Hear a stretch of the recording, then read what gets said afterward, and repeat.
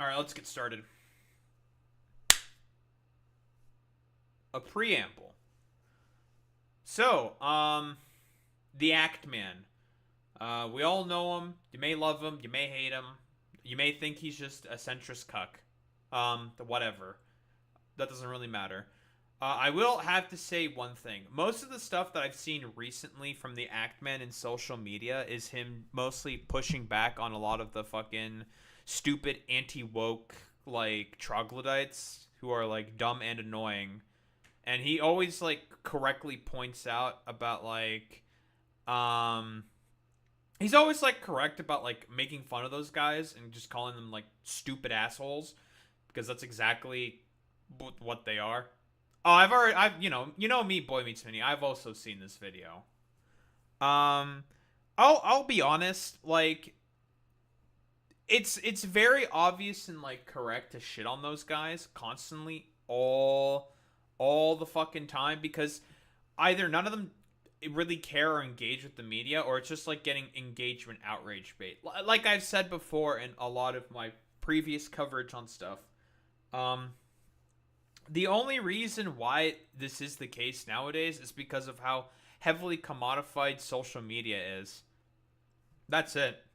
And a lot of that has been, like, sort of catalyzed and brought to the forefront as a result of Gamergate. Like, we know what sells: outrage marketing, the Keurig controversy, BuzzFeed's general marketing strategy of just getting rage bait engagement watching. Uh, you know, I've done the whole shtick before. There's other people who've talked about this. H Bomber guy withstanding. The Dark Matter video. This has been a topic that's been eternally sort of dissected. But what do we got here? A guy who tries to, like, if I were to, like, clock the Act Man in particular, he would have been, like, one of the guys who probably would have kind of, like, gone along with Gamergate. And I think he probably did, sort of, but, like, not for, like, bigoted reasons. I don't really know if he's, like, been a I haven't really engaged with much of his older content. I just know he mostly he fucking hates the anti-woke idiots, because he just thinks they're, like, I mean, because they're so clearly and obviously idiots, right? So it's just like, you just make fun of them. But, he's talking about politics in video games. And I mean, he says that some of his favorite games are BioShock and Fallout New Vegas. He really likes those games. And those games are inherently political. Anyway, let's get into it. You ever hear someone say, all art is political? Or You ever hear someone say, all art Fucking is hate when political? YouTube does that, Or dude. every video game is political? Oh yeah? All video games have political undertones. Is that what you're trying to tell me? Okay, what about, I don't know. Yeah, I mean, yeah, it depends on your interpretation, right? Which I do think, like, even Actman himself does acknowledge that. Like, so I'm stealing his thunder here a little bit. It's standard of me. Yeah, like, if you really want to, like, if you really enjoy a game or whatever, and you really want to, like, look into it and, like, think about it, reflect on, like, what you're saying, because this is, like, like something I've talked about before, like the sort of death of, like, critical thinking ability and subjectivity. No one is willing to critically think anymore. Like, no one can do that. Like, that's, like, an impossible thing. So, like, because if you look back into, like, certain games and you really think about it, you're just like, huh. I mean, if you really think about it, this game is saying this about this. I'm going to talk about Pokemon here, okay? Pokemon, generally speaking, kids game, generally not thought of as very, like, politics oriented, because it's just like an average kids game. If you look into the sort of political philosophies and think about what the older evil teams are all about, like, Archie and Maxie are eco-terrorists.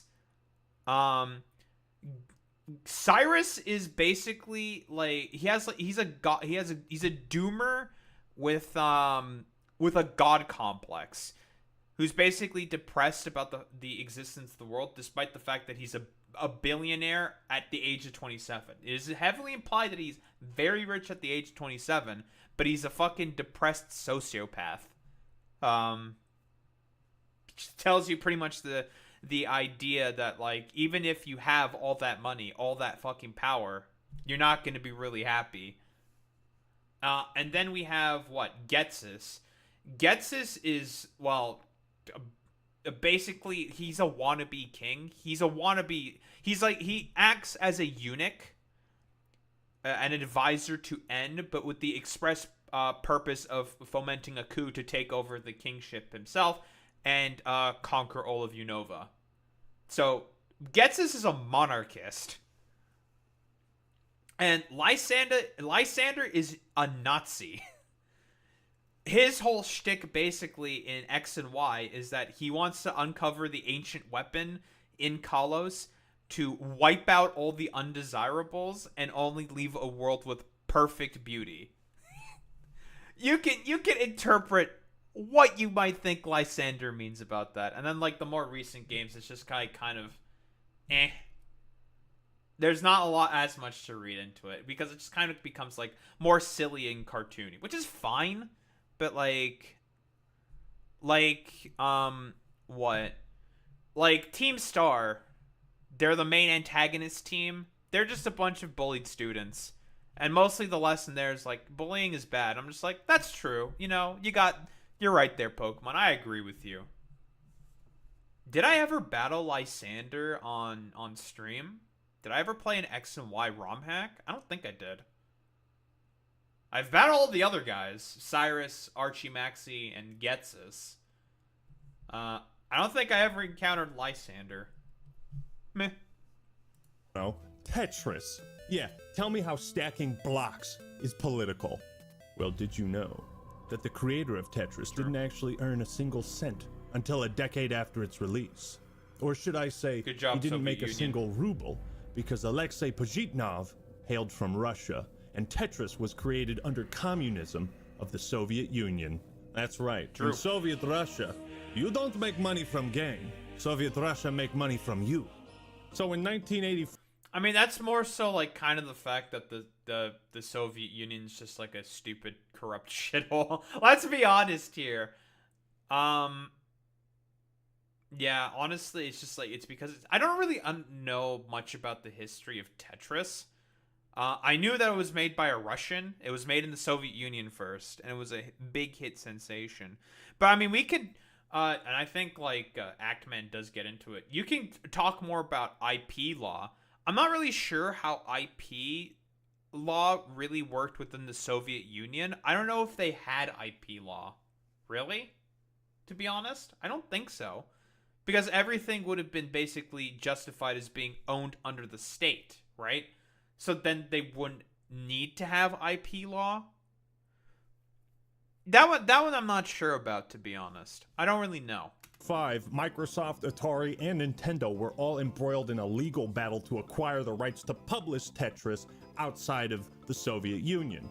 Yeah, 3 years IP later, law. what would become a timeless masterpiece and the best-selling video game of all time would come to the West. So, wait, is Tetris a political game? I mean, I'm confused. My brain hurts. What the fuck is... Yeah, IP law. That's IP law for you. Yep, that's politics right there. Quite literally, the sort of, like, legalese and battles that companies will have all the time over intellectual property. Yep. What is this doing here? Huh?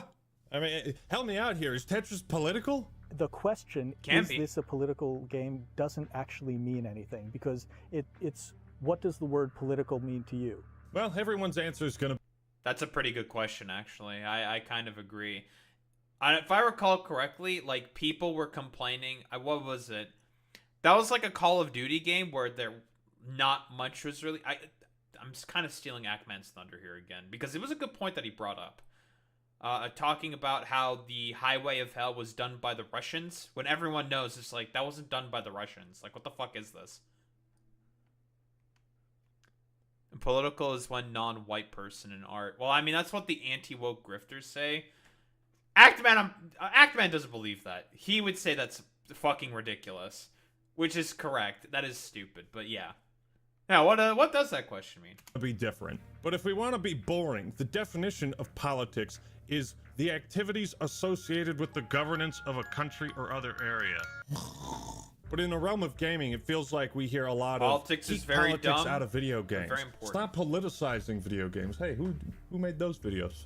In the realm of gaming, I like how basically he uses like Uncle Sam there. Himself as like Uncle Sam within a thumbnail, when the purpose of Uncle Sam was to try to recruit men to fight for the Union against the Confederacy. I don't know. That Uncle Sam guy seemed pretty political. I don't know, guys. Political could be a story that revolves around politics or identity politics. The depiction of world leaders, papers, please, right? sometimes getting their heads blown off. That's fun. Can't imagine why Cuba was mad about that one. If I recall correctly, like, that was Black Ops 1. And if I recall correctly, that was like a fake Castro, because eventually at the end of that mission, the real Castro shows up as Mason gets kidnapped to the Soviet Union, and then they do the mind control thing. You know, we all know the meme with the numbers, Mason. What do they mean? The numbers, right? And the like, Hudson knows that Mason's been brainwashed by the Soviets. He's trying to basically break the code, right? And like snap Alex Mason like back into reality. And that's like basically the plot of Black Ops 1, right? And then they go to the submarine, they blow up the submarine, they kill the Russians. There you go. Politics in video games could be any number of things. Political parties that are represented in game, or fictional governments that might bear a resemblance to something in the real world. Politics could even apply to our favorite friend over here. Yes, Mr. Lootbox. Do you think if I open enough of these, I'll unlock some government regulations that prevent promoting gambling to children? Thank you, Lootbox. This is very cool.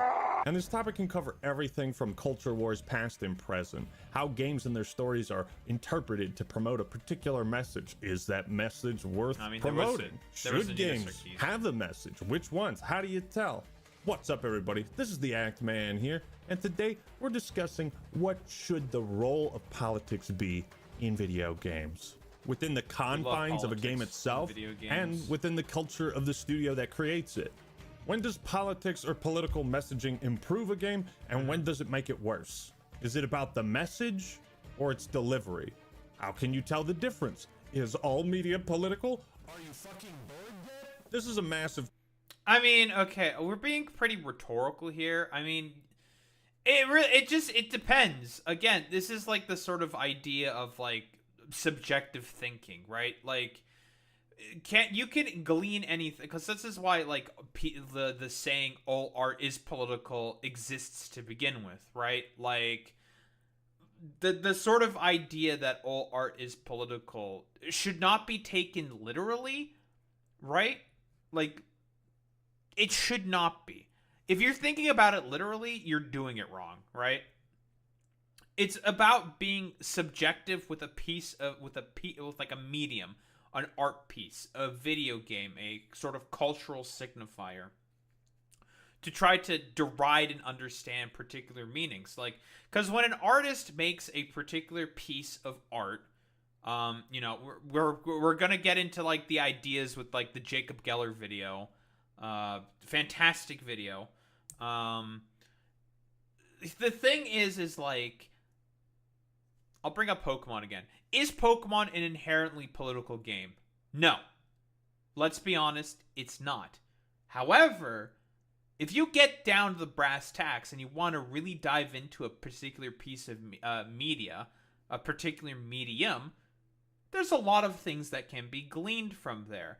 It's supposed... Like, I don't think Pokemon's not supposed to make you really critically think, but people are going to try, like, they're going to do that anyways. Because, you know, fundamentally speaking, we are, like, curious creatures. We like to learn. We are very good at absorbing information and learning.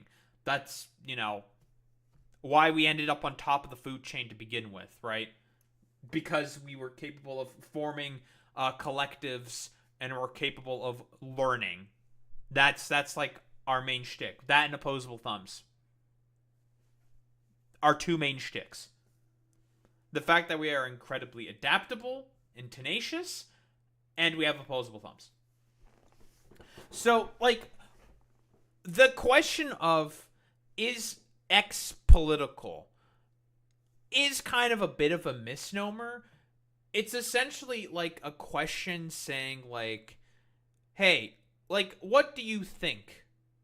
Like, what lessons and potential stuff could you glean from a particular piece of art or medium? When the right gets asked this question, they don't give a shit about it because they lack any form of, like, fundamental critical thinking. But if you ask, like, say, a normal person, you can get various answers ranging from, oh, I thought about this, or like, oh, I really, really liked this because it made me think about this and this, or they can just say, like, I don't know, it's just a good game, whatever, who cares? And then they just move on. And those are all perfectly fine and valid answers, right? Like, if you're talking about, like, say, a bread tuber or whatever, doing an analysis on, like, a particular piece of media, you know, like your fucking H-Bomber guys, like, making a fucking 3-hour video on the oof sound, for fuck's sake.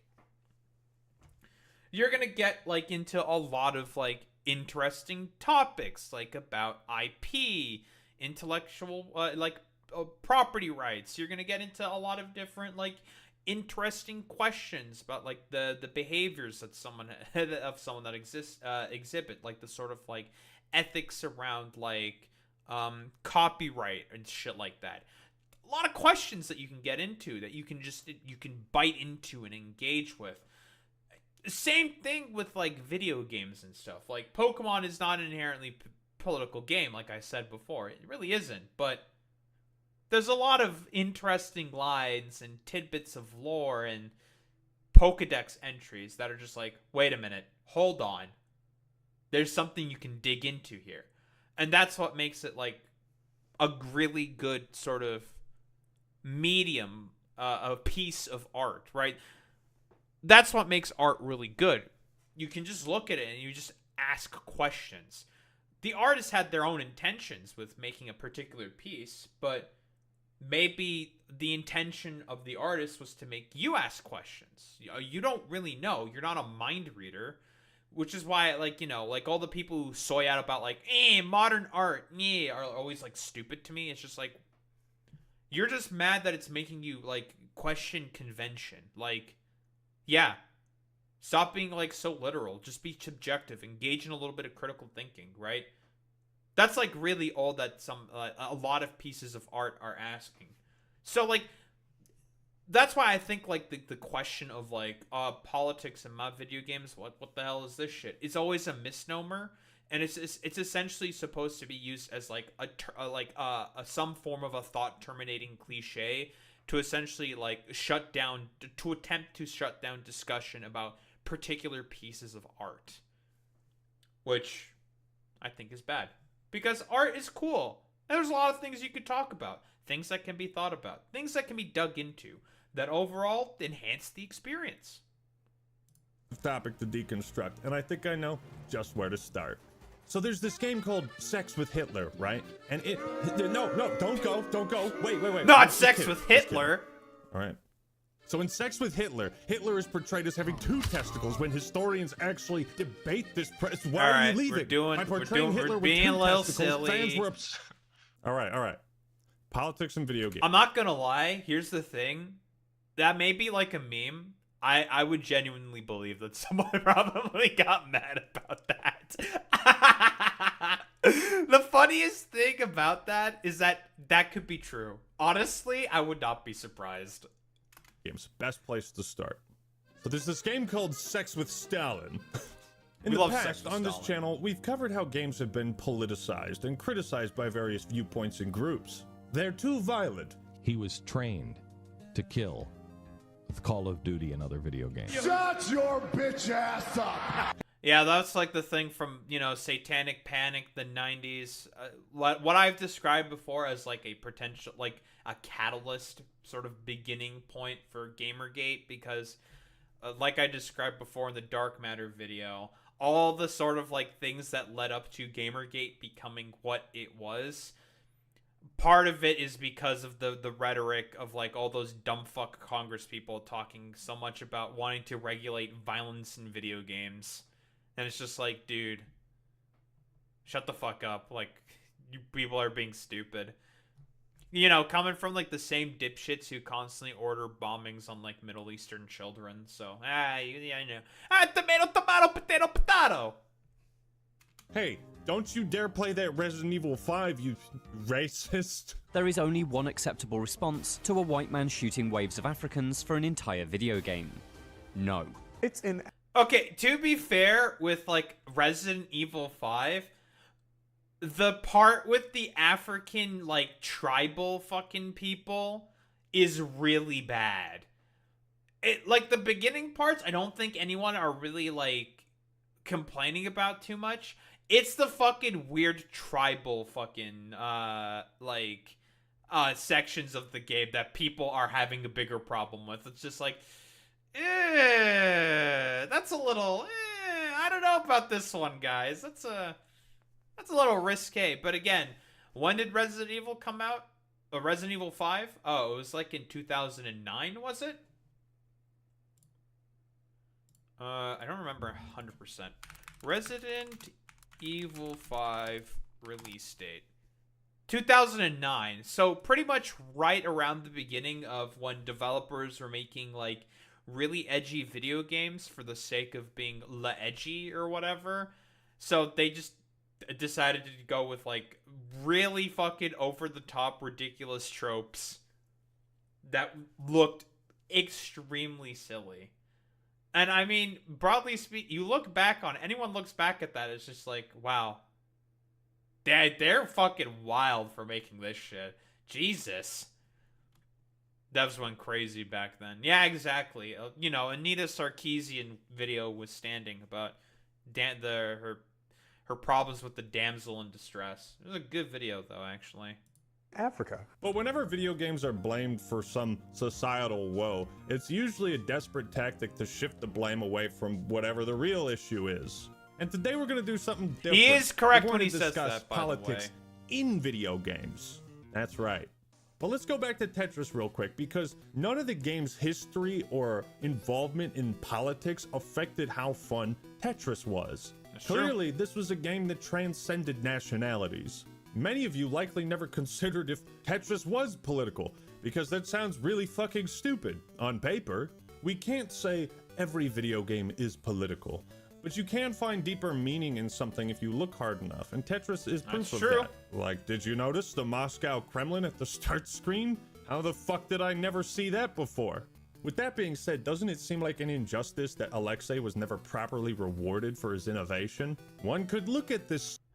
I do think, yeah, that's pretty fucking shitty, I'll be honest. I wonder if it's because of, like, the weird eccentricities of, like, Soviet IP law.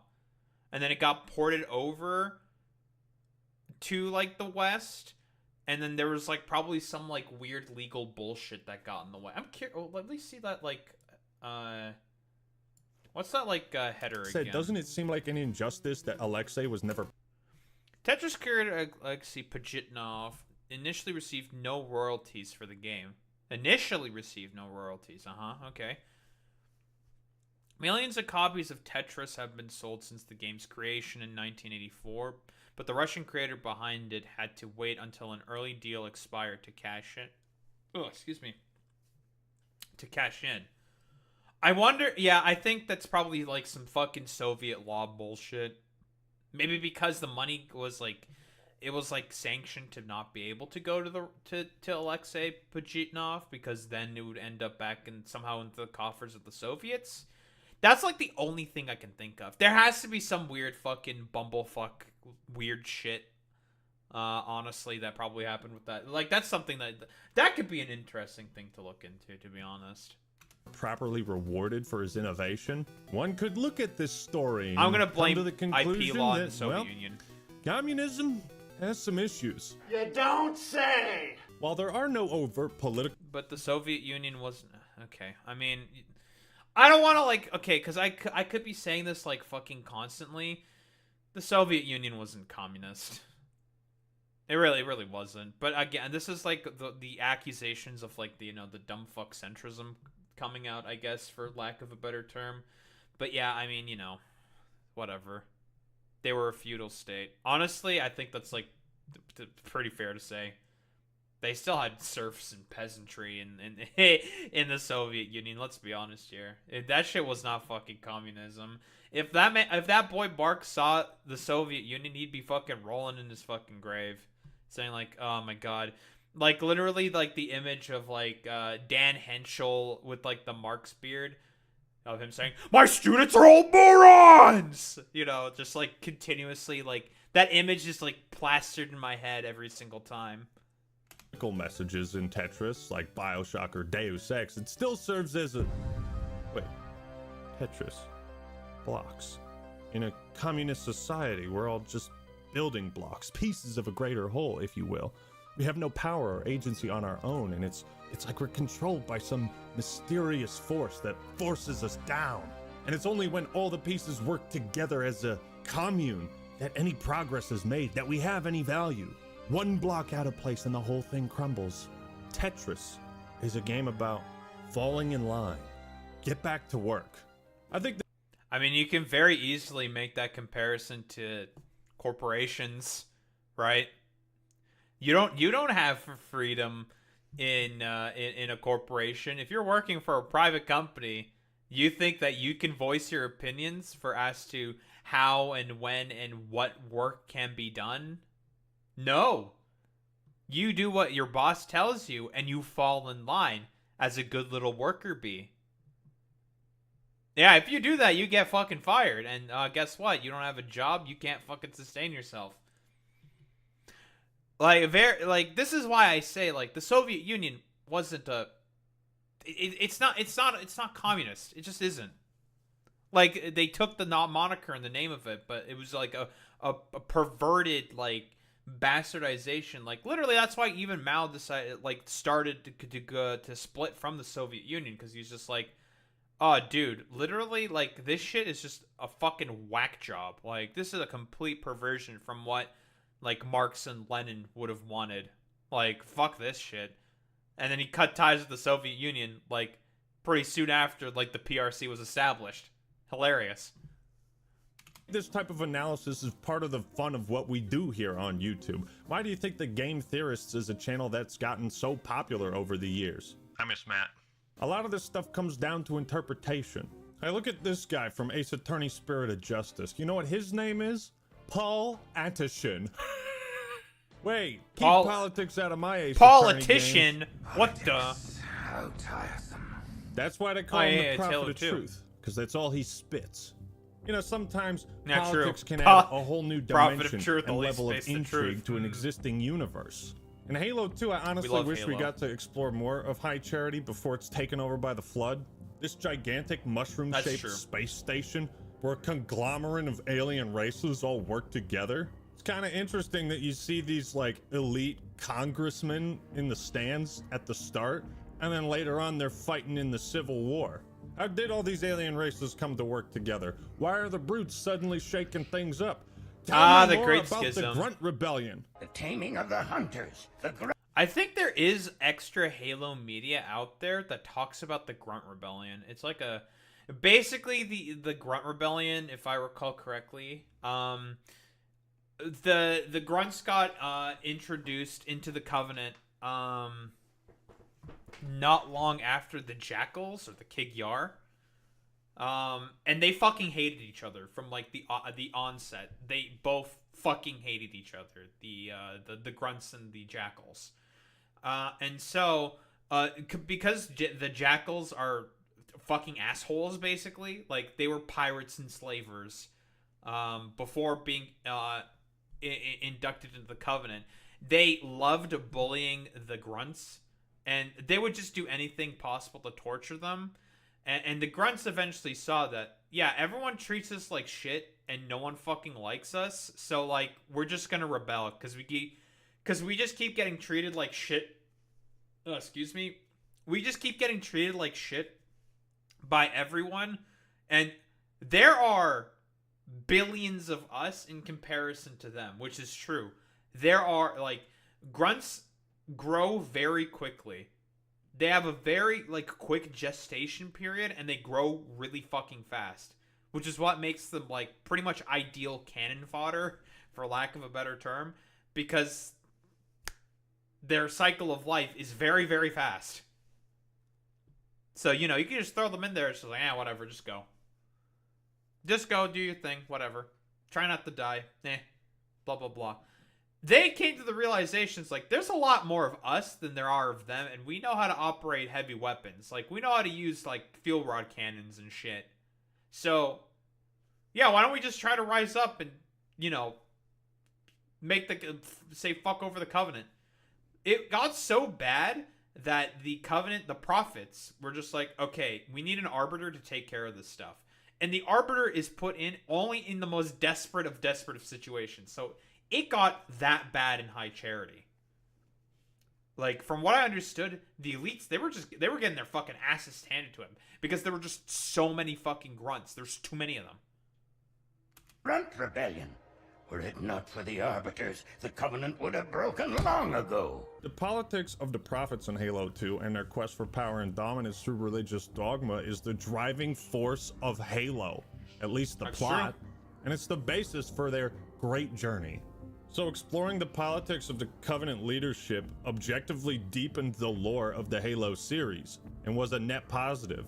It also led to some of the... Although, to be honest, like, Prophet of Truth, he's just like a sociopath. He's just a megalomaniacal fucking psychopath. He just wanted power for himself, to be honest.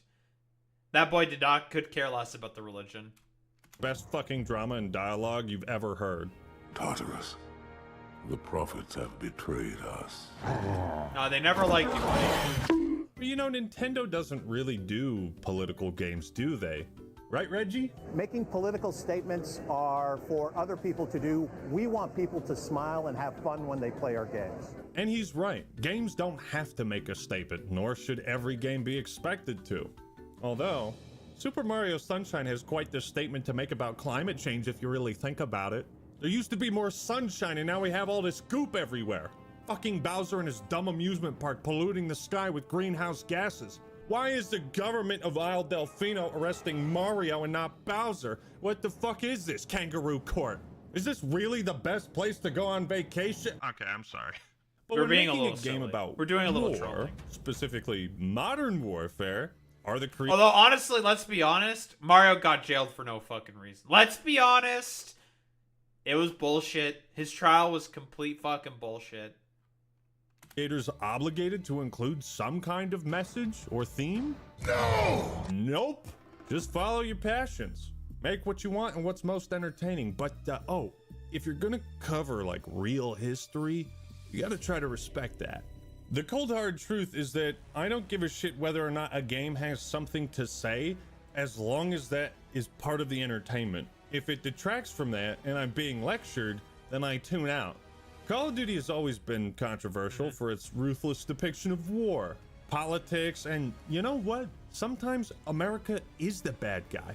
Or at least that bad guy is American. I think General Shepard is one of the greatest villains the series has... Well, see, here's the thing with Call of Duty. We know that Call of Duty works with the U.S. military, right? Because, you know, if the writers were to have, like, absolute creative liberty and freedom to, you know, tell whatever story that they want, the military may have some problems with that because of, you know, you could talk about, you could talk about, differing, like, war crimes that say happen, like, Vietnam, the different bombings of, like, Laos and Cambodia and shit like that. There's a lot of stuff that you can dig into. Yeah, you know, you talk about Iran, Iraq, you know, all that different shit. So when Call of Duty is made, they work generally very closely with the military so that they make sure, like, okay, we'll got to make sure we have, like, approved messages and everything in here to not make us look too bad. Offered. But while Modern Warfare 2 got loads of flack for some reason, I can't remember why, the Modern Warfare reboot of 2019 was controversial, ironically, because it wasn't political enough. They were taking so much heat, the developers at Infinity Ward had to make a statement about it. Are we telling a story that has anything to do with the specific governments of any countries that we are portraying? No. But critics felt the game purposely hid the US's involvement in the Highway of Death mission, an event where during the Gulf War the US bombed retreating Iraqi soldiers and civilians. Yeah, which is a war crime. You're not supposed to do that. That is a war crime, you know. And yeah, like Ackman brings it up. It's like, yeah, the Russians actually did that. It's just like, that's just not true. That is just a lie. But that, like, here's the problem with that. This is a recent event that happened. The Highway of Death did not happen that long ago. Remember, this would have been first Gulf War. That is in the 80s, right? Operation Desert Storm happened in the 80s. So that's not that long ago. I've talked about this concept before in the Dex Digi video when he was covering that video about Wolfenstein, or when he did his video talking about Wolfenstein. The thing with a lot of politics being said in video games is that if those messages get put into like a sort of far off land that's kind of like more idyllic or like too far into the past, so much so that broader society understands, like, yeah, like X thing was pretty bad there. Like in Red Dead Redemption 2, for example, you can go around and just murder Klansmen. Right? You can just do that. You can find them in the forest and just fucking pop them all in the head. You can do that if you want. But broadly speaking, most people don't really have a problem with that, because in the general sort of cultural zeitgeist, in the minds of people nowadays, everyone knows, yeah, the Ku Klux Klan was pretty bad. However, the difference then comes if it becomes topics that are more recent. The Highway of Death, like, kind of straddles that line, I'd say.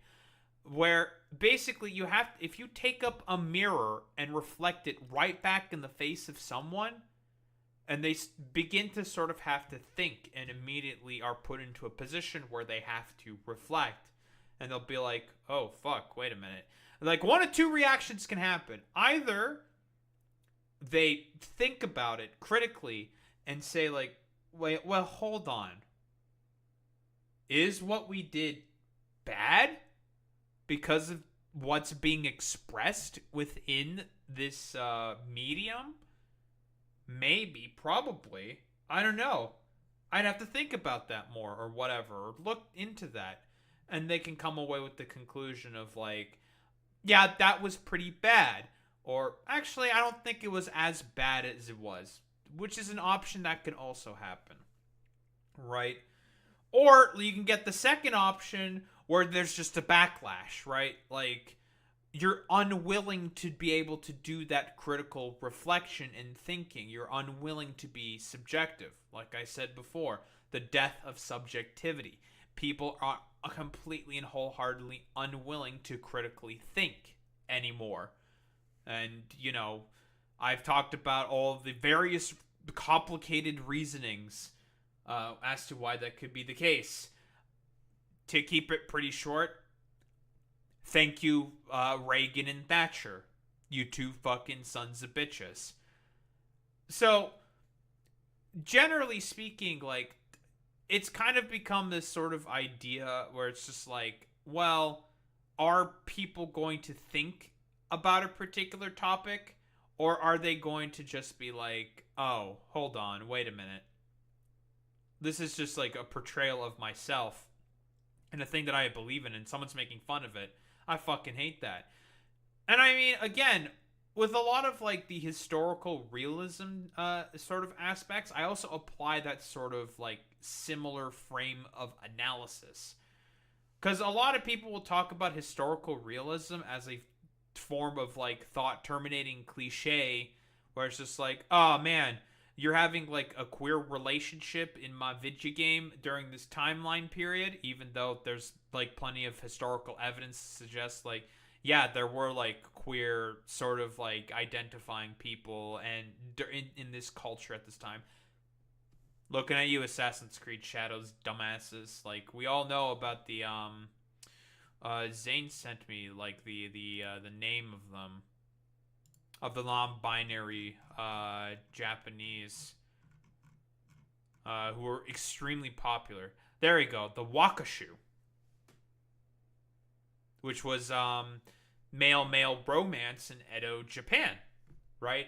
And it was a legally distinct, like, maybe not legally distinct, but it was a distinct third gender, like more non-binary, maybe a different form of male expression that was taken in Japan. And I've talked about this also with Boy Meets Mini. Like, there are like other expressions of gender that have happened throughout history in India as well. Like, these things have existed before historically, but like when it comes to this example in particular with the Highway of Death, saying that it was the fault of the Russians, it's just like, okay, that's like something that's too recent that you can't just start doing like weird fucking propaganda. We have videos of the Highway of Death. We know what happened, like, broadly speaking. That's a lot harder to sort of lie about. And I guess this is also like a potential like benefit of like broader like media and like the ways of capturing information, like broader social media. This could be a potential benefit where it's like really a lot more difficult for like states to try to put out propaganda about like a particular conflict or a situation, right? Like, you know, the best example would be the Israel-Palestinian war that happened recently. The war, quote unquote, that happened recently. Like, fucking Israeli soldiers gleefully were gleefully doing like war crimes on fucking TikTok. It was crazy, right? Like, that happened. Like, that's, you can't deny that, right? You can just go. You could still probably go find the video and be like, What is this? Like, you're rolling through a neighborhood in a tank? And you're being gleeful about it? What the fuck is that? Right?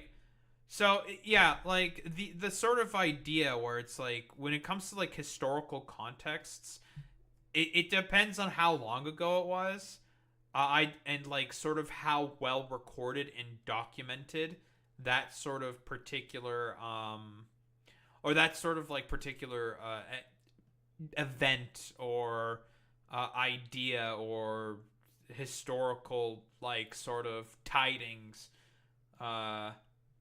occurred. Because not everything is recorded. A lot of information has obviously been lost to history, right? Like, we know this, right?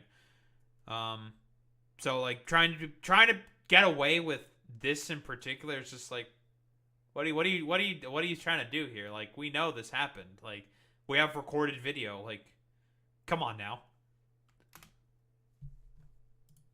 But, you know, it's a video game and we want to sell this to Americans, so let's just say the Russians did it. You guys hate the Russians, don't you? See, I have a problem with including a mission that's based on a real event and then trying to sanitize it. It seemed like Infinity Ward wanted to avoid portraying the, shall we say, questionable things the United States did during the Gulf War. And I don't know about you. And yeah, like I said earlier, we know why. Call of Duty is known to work very closely with the Department of Defense. Like, this is known, right? We know this. But it always pisses me off when Call of Duty just is clearly pulling punches and trying to give us some pussy-ass version of war. I shot at the Nazi. That is my plan. Let's go save the Jews, guys. Hooray! Speaking of, who could forget playing as my team in Call of Duty Vanguard and fighting who? The enemy team. God. Grandpa, can you tell me? Wait, wasn't that Call of Duty Vanguard was like one of the like Call of Duty games that rebooted the World War II, right? Yeah, one side would have been the Wehrmacht, and the other side would have been the Allies. I mean, you could have just done that, but they said my team versus enemy team because they didn't want to like cause controversy. I do kind of agree with that. It's kind of fucking pathetic. It's like, It's like, guys, we like, this is a game about World War II. We know who's on one side, who's on the other. We know that there's Nazis. Come on, you know. Tell me about your team. How you fought for your team in World War II? Yes, my team. Look at my glorious team. No real-world military factions here, people. It's too offensive. All right. Would you like to open some loot boxes on the beaches of Normandy like your forefathers? As the series seems to continue losing respect for real military. I'll be honest. I think that's just kind of the consequences of commodification. You know, the sort of like late stage capitalist, the sort of late stage capitalist fucking hellhole that we currently find ourselves in. You know, got to do everything possible to get to scrape the last fucking pocket change from the couch. Anything possible to make as much money as possible, as conceivably can be made, and it kind of leads to, you know, not being able to dive into more topics. So it's just like, well, what if we just cause too much of a fuss on social media? I think that's also like a consequence of social media, to be honest. The fact that you can't like make a particular very deep dive into like certain topics or whatever that happened in history, because you risk making like a stupid social media wave on it. I mean, I guess Assassin's Creed Shadows has more or less bucked that trend. I guess, but that, I don't think that's necessarily because of Assassin's Creed Shadows. I think that's just more a consequence of the media environment that we currently find ourselves in. It's kind of annoying. It's very annoying. I don't like it. Conflicts and portraying them as accurately as they can. I too have a declining respect for Call of Duty. Call of Duty fans don't agree on much, but one thing we all agree on is that COD 4 was probably the best. And comparing it to the Modern Warfare remake, COD 4 was way more nuanced. And they intentionally avoided naming real-world countries or people because all they wanted to do at the end of the day was take the style of World War II. Yeah, let's be honest here. We like, if you played through the campaign of Modern Warfare, like of Modern Warfare 1, you know what they were saying. You know what country you're technically in. You're in Iraq. That city was supposed to be Baghdad. That dude was supposed to be a Saddam Hussein equivalent. But, you know, they were, like, saying a story how he got weapons from, like a dirty bomb from, like, Russian or ultranationalists or whatever as a result of, like, the collapse of the Soviet Union, and weapons going completely unaccounted for and shit like that. Like, yeah, it's like, we know.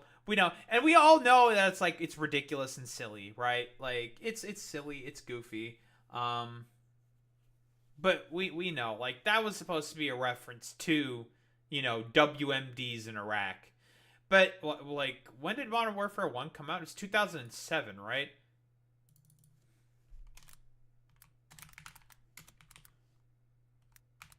Warfare 1 release date. I don't want the remastered version, I want the original version. There we go. Original version. 2007. I think more or less at that point in time, everyone fucking hated the Bush administration and Obama just won the election in November, and everyone broadly saw like, oh, Iraq was full of fucking shit. Like the broader American sort of cultural zeitgeist caught up and said like, yeah, Bush lied, people died, Iraq is full of shit. And people, broadly speaking, acknowledged and understood that, so it made it such that being able to get away with, like, a game like, you know, Modern Warfare 1 is a lot more feasible, you know? Shooter they had, and change it to a modern setting. Even though COD 4 reflects real-world events, it's up to each individual player to interpret what those might mean. But there's clearly no direct political statement preached to the player. It's just pure FPS, solid entertainment, and it depicts modern warfare in a more ambiguous way. Call of Duty 4 was political by nature, not by design, and that's a huge difference that a lot of people don't talk about. That's another good example. World at War. Call of Duty World at War is fucking awesome. It's a masterpiece, but its politics are very far divorced from our current timeline. At least I think they are. So nothing is really controversial about his portrayal of World War. Yeah, I would like to also think they are as well, you know. That is funny. II and the horrors that lay within. I think the game is as historically accurate as it can be, and it pulls no punches. World at War starts and ends with the statement it has to make. World War II was fucked up. That's it. We know who the bad guys are. However, while they show the bloodlust, vengeance, and hatred of the Russian people through Reznov, Treyarch did something interesting. They added a character that showed a side of mercy, portraying World War II with more moral complexity than many other World War II games. Chernov! I am not hearing gunshots. That is an interesting, aspect. I didn't play the campaign at World at War. I never owned the game. I think the first Call of Duty game I had was Modern Warfare 2. Yeah, it was Modern Warfare 2 was the first one I played. I got Modern Warfare 1 later because that was just like, oh, it's used in EB Games for like $2. Sure, why not? I'll pick it up. I have an Xbox. Fuck it. $2. Sure. So, I picked it up for $2. And it is interesting, right? Like the sort of idea that you should try to show, people who are bleeding to death. Just like, they're already bleeding to death. They're gonna die. Who gives a shit, right? Like, but like Reznov is only caring about vengeance instead. Like the idea of just like, we should still be kind of human, But I mean, we're talking about being human to Nazis. And it's like in the video the Dexdigi video I talked about before, because a lot of people who joined the Wehrmacht,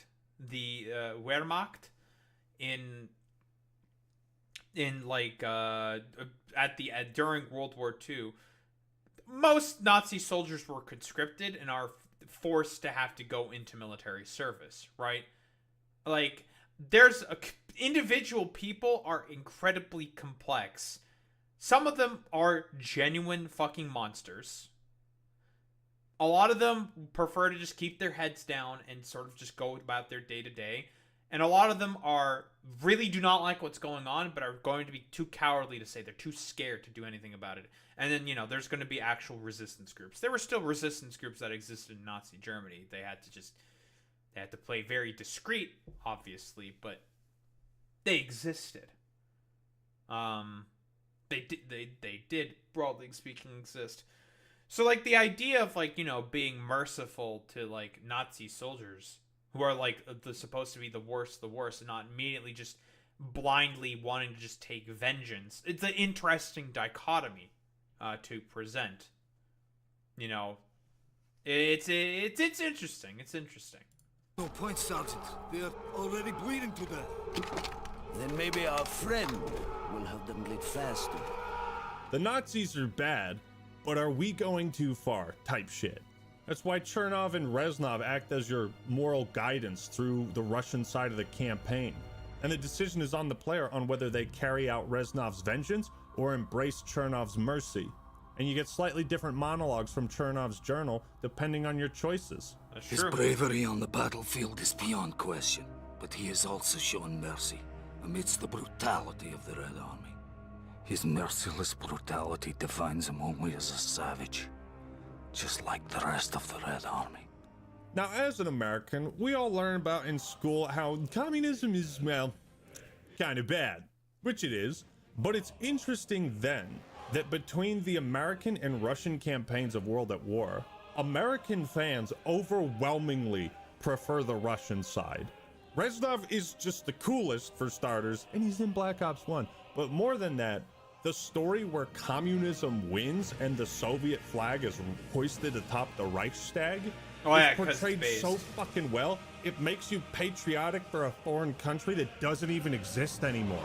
As long as you live. I don't know if that would be the case anymore, I'll be honest. But yeah, we all know the image of, like, the propaganda. I don't know if it's a propaganda image or if it actually happened. I don't remember. Of, like, the one dude on the Reichstag, on the one building, putting up the fucking Soviet flag. It's like, in Berlin, it's like, It's like, yeah, that's fucking awesome. It's like, and objectively speaking, it's like, yeah, that's fucking cool. Like, hell yeah, dude. Because, well, fuck the Nazis, right? Obviously. That is true. But again, you know, the mention of the communism is bad. The Soviet Union wasn't communist. Let's be honest here. If Stalin had the option, he would have been fucking buddies with Hitler, but Hitler decided to go, like, you know,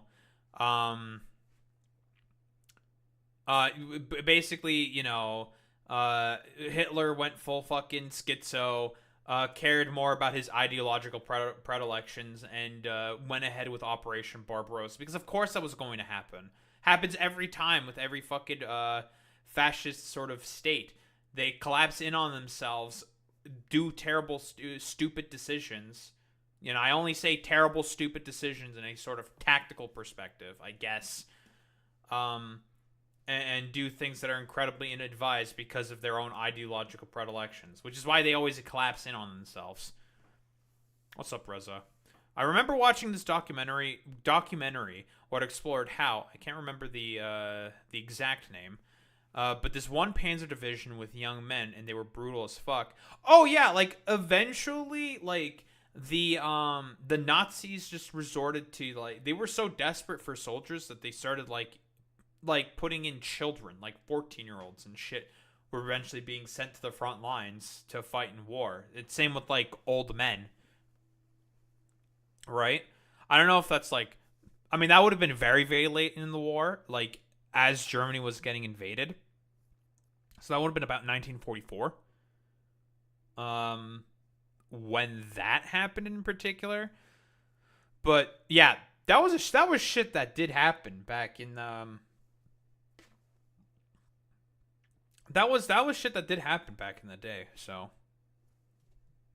wouldn't be surprised if like shit like that was like sort of talked about. But yeah, again, Soviet Union, it's not communist. They're also they're basically no better, different than a fucking feudal state. I see them as no different than the fucking Nazis, to be honest, in terms of how their state apparatus was broadly run. It's just that the Nazis are just way more fucking brutal and racist about it. Although, honestly, the Soviet Union, they themselves were also pretty fucking racist. The heart of this army can never be broken. That is the power of storytelling. I'm convinced the only thing art needs to do is either entertain or enlighten, or both. And World at War does both, and seeks only to portray World War II in the dark, gritty, morally complex time that it was. And it did so with resounding fucking success. Some games I don't really know why he said, like, you know, video games are meant to do this, like, one thing, you know, entertain or enlighten or do both at the same time. It's like, well, I don't think I really, like, you know, I don't know why he would say that. It's a little weird, right? Like, I don't know. Because, like, this is the thing with art, right? Art is meant to be subjective. Any piece of art can be enlightening in particular ways, right? If you just, again, like I said before, you just have to apply some critical thinking, right? If you look at a particular piece of media and you're just like, well, hold on. Because, like, sometimes you just get, like, gobsmacked in the fucking head. And you're just like, wait a minute. I just had this thought about a thing. Well, why don't I further explore that idea? Thinking, like, oh, man, like, this thing happened. But it's making me think about this, this, and this. And, like, that's the power of art. That's the power of why, like, you know, people say, like, the overall premise I had with this video is, like, there's a reason why people say that, you know, all art is political. Because, again, art is meant to be up to subjective meaning. And video games, I would argue, are a piece of art, like any other piece of media. And, like, even though it's, like, as inexplicable and ridiculous as possible, even it could be as childish and cartoony as possible, there's always something that can be gleaned depending on the person, right? They can have their own interpretations, and I think that's, like, totally fine. That's okay. Like, yeah, sure. Like, you think of, oh, X, Y, and Z. Oh, cool.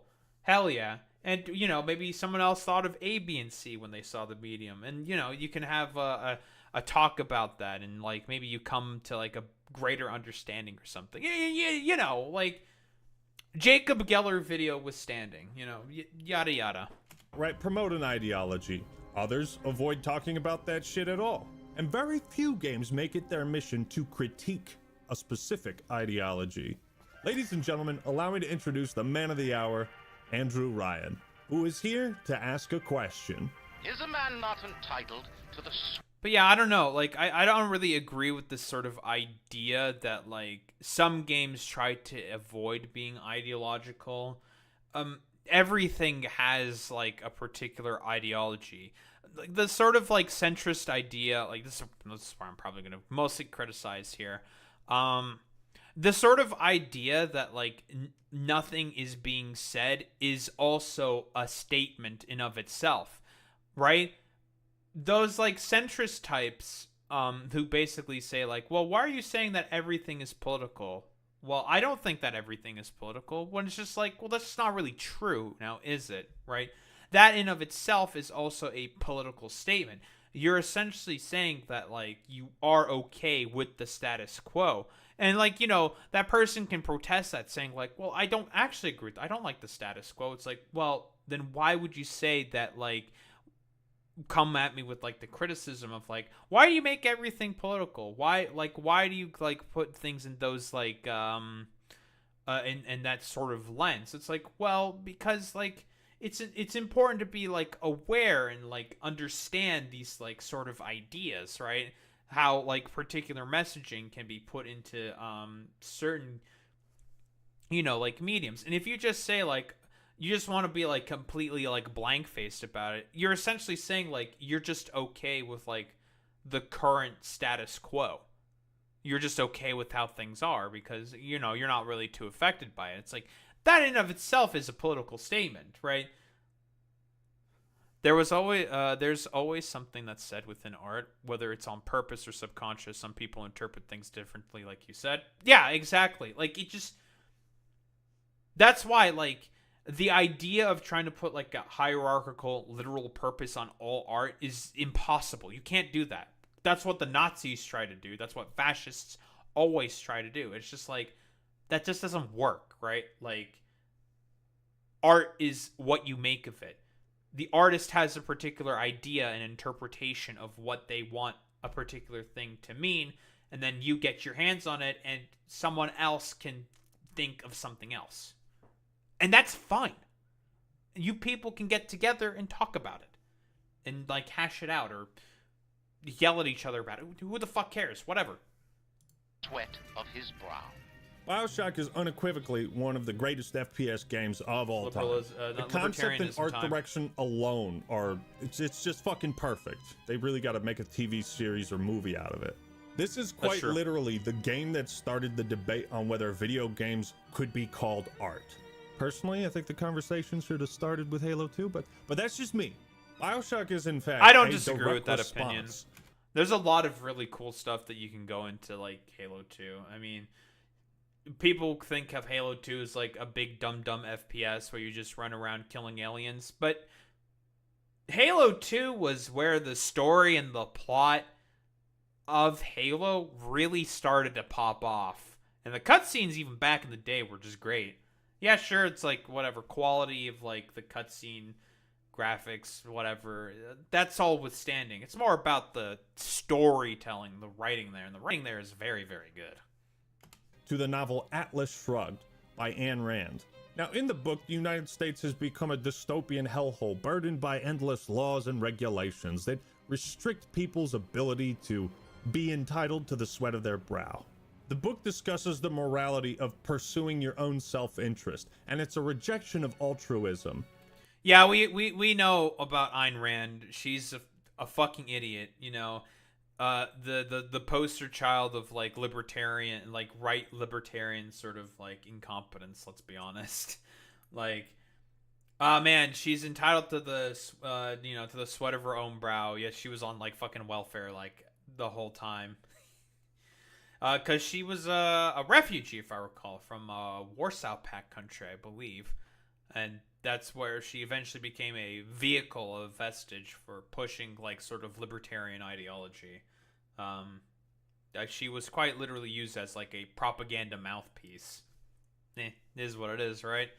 And yeah, the idea of like, it's like the whole idea of like great man theory sort of comes from like Atlas Shrugged. The idea that like only like the greatest amongst men, they must be like completely unleashed and unburdened by the government to bring true lasting peace and like prosperity to society. When, you know, BioShock quite literally challenges that and says like, are you sure about that? The only BioShock game I played was Infinite.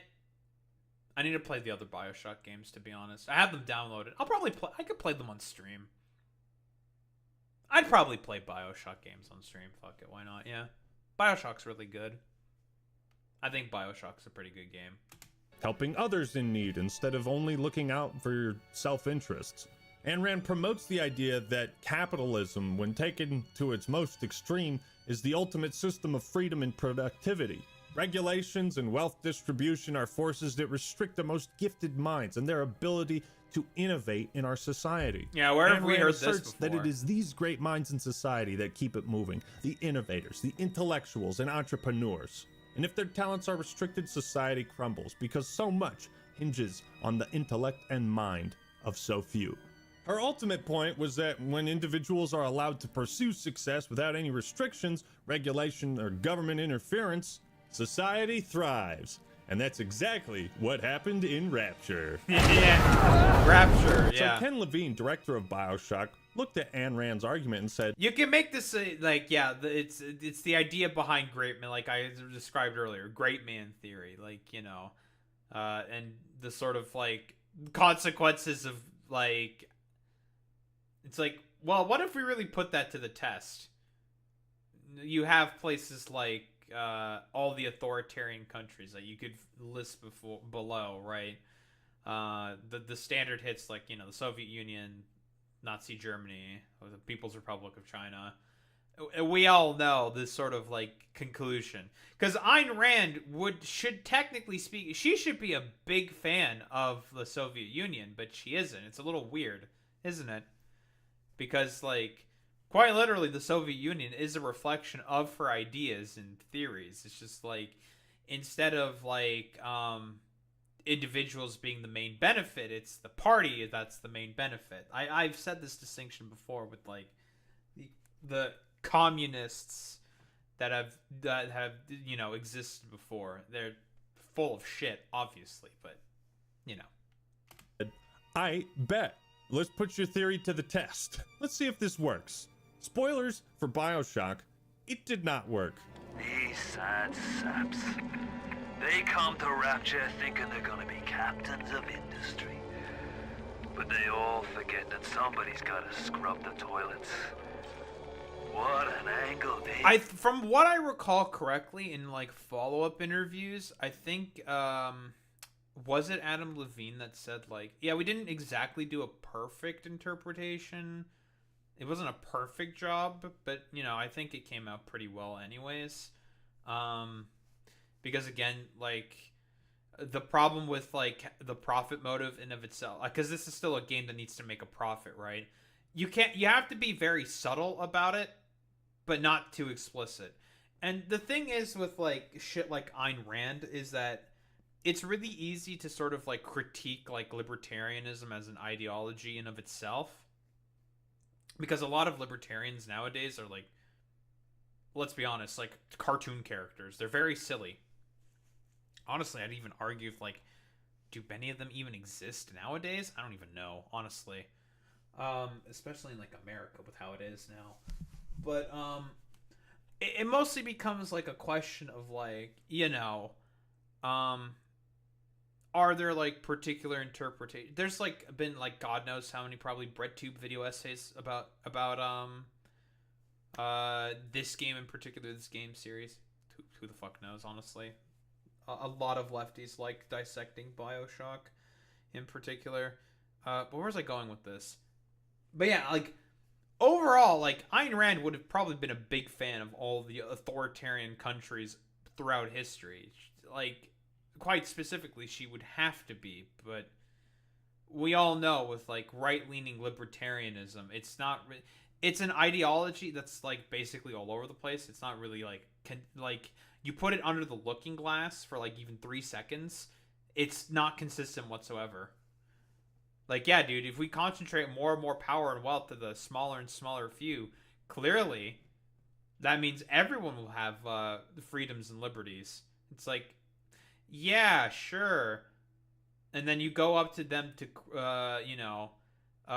crawl and beg for food in order to try to feed your family, and then they just call their own private army that they freely bought with their own will and their own money to just,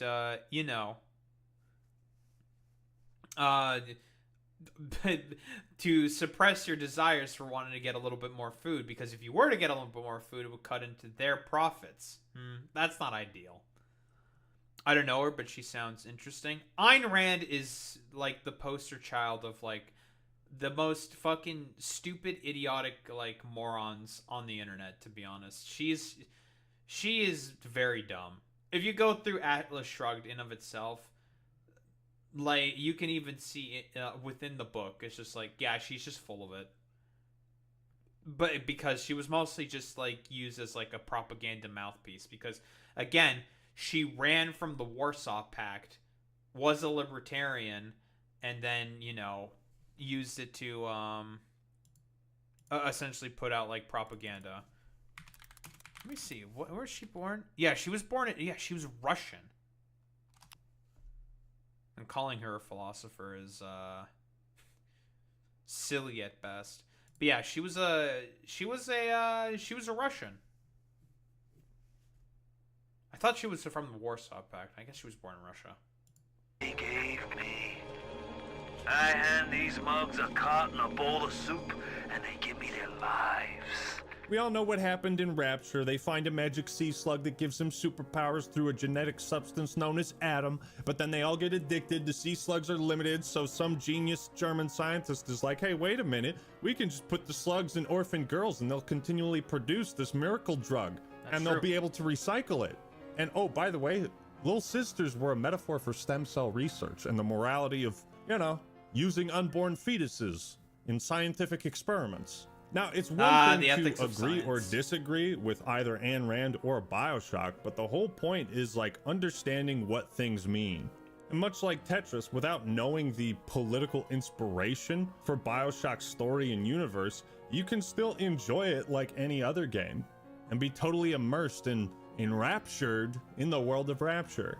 The Little Sisters could be an explicit critique of Ayn Rand and saying, okay, BioShock suggests that in Ayn Rand's worldview, even orphan children would be a commodity. Let's make money off of those suckers. One could also look at that incredible moment where you first... That is true, by the way, Like, libertarians would for their society to sort of come into existence, everything, even the air you breathe, would be commodified. Everything. It's a dystopian nightmare. Like, yeah, orphans, children. We already know that that Arkansas in particular has already pulled back a bunch of the restrictions on child labor laws.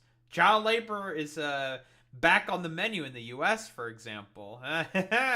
It's not as ridiculous as you may think, Just walk into the lighthouse and you see no gods or kings, only man. Rapture is a godless city, devoid of religion and faith, and that's designed by intent. So there's no accountability from the man upstairs. As history and also Halo 2 have shown, religion can obviously be involved in politics. So when taking that out of the equation of society, do our values also degenerate? Now, the neat part about BioShock is obviously the ultimate twist, but throughout the game, you basically learn that you have had no free will. You've just been directed by code phrases by this mysterious voice over the radio, like so many other games. Sure. Would you kindly get this? Would you kindly find that? Would you kindly find that? Would you kindly find it? Would you kindly get this? Would you kindly head to Ryan's office and kill the son of a bitch? and that you never had free will. Well, except for one choice. The Little Sisters present the ultimate question of BioShock. Do you harvest Adam from the Little Sisters for your own self-interest? Do you end their suffering, or do you act altruistically and with empathy and save them? Do you, as the player, take what you can and give nothing back, or give something back and accept what you're given? These are powerful questions, I think. Now, here's the thing. I've noticed in the gaming zeitgeist, there's this like weird fixation on only enjoying media that validates your own beliefs. And truth be told, I've never popped in a game and been like, let's be honest. That's a consequence of Gamergate and the commodification of social media. I mentioned that earlier. Yeah, we know why that's the case. This sort of like, death of subjectivity and critical thinking have made it such that the only way to be successful in like this sort of outrage engagement bait sort of era of social media that we find ourselves in is for you to just be as ideologically driven into a particular position as possible. Now that's like the only thing that works, and I mean it's all the byproduct and consequence of media commodification, right? The broader and broader commodification of media, the sort of further consolidation of wealth and power to a select few people. Like I said before, like, if the BioShock world were to exist, everything that exists has to be commodified for something. Something must have a profit motive behind it. That's the only way that you can make it exist. Like, yeah, oh, BioShock, I sure hope this is a critique of late-stage capitalism and how society needs social programs to help the less fortunate. Who the fuck thinks like that, dog? Just play the game where you beat up and yeah, no one really thinks about it like that, but like that's kind of like a position that you can, if you play enough, you can that's like sort of a position you can get to, like, maybe the need and necessity for not having profit motives for literally everything on the planet is actually a good thing. I think that's sort of more the critique that that BioShock is mostly trying to hit. I highly doubt that any lefty that's playing BioShock you don't come away with it thinking like, yeah, I think that social welfare programs are actually pretty good. I don't even think SocDems think like that, okay? Because that's like the main set of people who probably think of that. They would probably think like, so yeah, man, commodifying literally everything in existence. No, it's not great.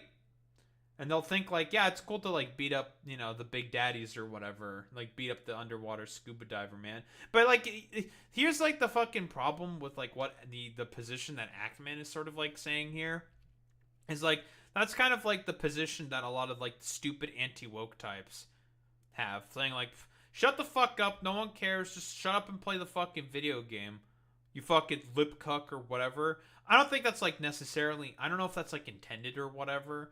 Because, again, I've never heard any lefty come away from, like, if they play BioShock, come away with the lesson, like, yeah, I think, like, social welfare programs are actually really important. It's like, no, I don't think that's I don't think that's the main critique that people, like, the main lessons that people come away with when it comes to BioShock. I don't think so. Shoot the mutated scuba divers. Even if BioShock has a message that you ultimately disagree with, the game is still fun as shit, and you don't have to think about that. If you look for political messages... That is true, like... I guess it's more supposed to be a parody of, like, the like, more, like, woke scold lefty types who may, like, morally preen and preach, talk about, like, how dare you not find this particular messaging or whatever, blah, blah, blah, even though it's, like, so obviously and blatant. It's like, I mean, like... You have to meet people where they're at, right? Like, not everyone's going to fucking think like that inherently every single time. Like, maybe that's more what he's talking about. Then, I mean, if that's the case, then fair enough. I would agree with that position, but, interpretation. Like, that's me if I was steelmanning his point. and me explaining why what he's saying could be a potential straw man. You know, steel manning the, like, is it the steel man, or was what he's expressing the straw man? I don't know. You can always find it, and if you can't find it, you can just come up with some bullshit. I think what Bioshock does a really good job of is showing that a utopia of the best and brightest people making up society would not work, because the best and brightest people are not going to want to do the dirty blue-collar work that's necessary to keep the gears greased, the water flowing. You know, that guy that... The funniest thing about that is that can also just be a very direct criticism of Marxism-Leninism and vanguardism in general. Because the idea behind vanguardism is that sort of like the most learned Marxists are the ones who will lead the proletariat. They are the vanguard of what the proletariat is supposed to be led into being, like, you know. God, I'm really fucking butchering this. Okay. The vanguard, they are the vanguard of the proletariat. They are the ones who lead the proletariat in a successful revolution that overthrows the bourgeoisie. Very similar thinking there. Like, you know, the greatest and most powerful minds are the ones who are going to shape society. The vanguard of the proletariat are the ones who are going to successfully lead the proletariat in a revolution to make society greater and prosperous for everybody.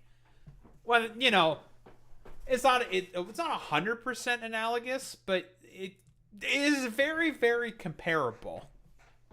It fixes the pipes and makes sure this whole place doesn't get fucking flooded. Yeah, you kind of need him in society, because this death trap of a city was built underwater. Why?